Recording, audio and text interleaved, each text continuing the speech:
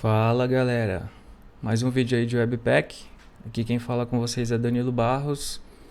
E se você não tem acompanhado essa série, eu estou deixando aí na descrição do vídeo o link para a playlist e também o link para o repositório lá no GitHub, onde você pode ver todo o código que eu tenho escrito aqui.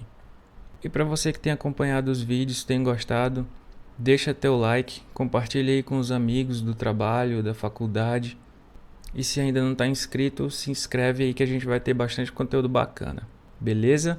Então vamos aqui ao nosso conteúdo. Bom, até agora a gente estava conseguindo gerar o nosso bundle aí através do comando webpack, passando aí como primeiro parâmetro o entry file e como segundo parâmetro o nome do output aí do nosso bundle. Para projetos pequenos e demos, fazer dessa forma aqui não é tão problemático. Mas só que na vida real a gente tem projetos aí bastante grandes e complexos que requerem que eu minifique meu arquivo, faça transpilação de arquivos como TypeScript, CoffeeScript, Sass.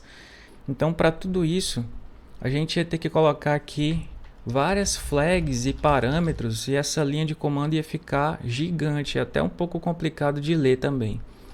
Eu vou mostrar para vocês aqui, ó, na página que ele fala sobre o Command Line Interface, CLI, e ver uma série de configurações que a gente pode fazer e isso daí deixar a nossa linha de comando bem complicada, bem chata. Então, para facilitar a nossa vida, a gente vai criar um arquivo de configuração onde vai ser bem mais fácil de estar mantendo tudo isso. Então a gente vai fazer o seguinte, eu vou aqui no editor de código. Na raiz do projeto, a gente vai criar um arquivo chamado webpack.config.js. O arquivo tem que ter exatamente esse nome e de preferência que ele esteja na raiz do projeto. Então vamos criá-lo aqui. Eu vou entrar nesse arquivo e inicialmente a gente vai ter simplesmente a exportação de um objeto literal. Então eu vou colocar aqui module.export e vou estar exportando aqui um objeto literal do JavaScript. E daí o que a gente vai fazer agora? Eu vou voltar aqui no terminal. A gente estava sempre utilizando esse comando aqui. E a gente vai levar esses dois parâmetros lá para o arquivo de configuração. Então vamos começar aqui pelo entry file. Dentro desse objeto literal, eu vou criar uma propriedade chamada entry, nome bem sugestivo, né? E o valor dela vai ser exatamente o que a gente tinha usado lá no primeiro parâmetro. Source.js e vamos passar aqui o app.js. E para o segundo parâmetro, que é o nosso bundle, a gente vai passar aqui em uma outra propriedade chamada output, que vai ser um objeto literal. E aqui dentro a gente vai criar duas propriedades. Primeiro é o path, que é a pasta onde vai estar o bundle, então o valor dela vai ser ./build e o file name, que é bem sugestivo, o nome do arquivo, que vai ser bundle.js. Beleza? Vamos salvar esse arquivo aqui, voltar aqui no terminal e ao invés da gente usar o comando com os parâmetros, agora a gente vai executar apenas webpack. Com isso, sem passar parâmetro algum, o webpack vai procurar por esse arquivo webpack.config.js na pasta onde ele está. Se nós estamos então aqui na pasta do projeto, ele vai procurar por esse arquivo aqui na raiz do projeto. Então eu vou pressionar Enter e vocês podem ver que tudo funciona mesmo sem passar parâmetros.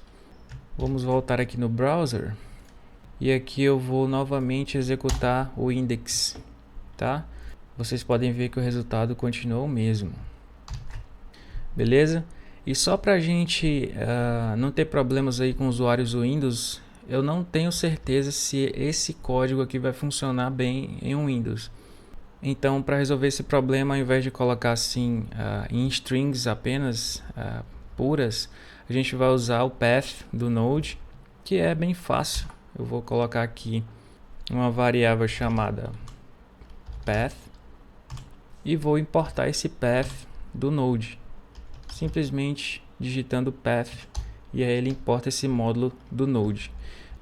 Então como que a gente vai usar esse path? A gente vai fazer assim, ao invés de passar simplesmente puramente a string, A gente vai usar assim path.resolve e daí nós vamos passar uma variável especial chamada dirname, que é o caminho para a pasta raiz do projeto. Isso é sendo o primeiro parâmetro. Como segundo parâmetro, a gente vai passar o que a gente já tinha aqui antes, que é o source.js app.js. Só que sem esse ponto barra. A gente vai passar assim de uma forma mais simples. E a gente fecha aqui os parênteses. A gente vai fazer isso também aqui no path do output. Beleza? Então vou salvar isso daqui, vamos testar novamente. O Webpack está aí funcionando, belezinha. Tranquilo? Bom, se gostou, dá um joinha, compartilha, se inscreve no canal e até o próximo vídeo. Valeu!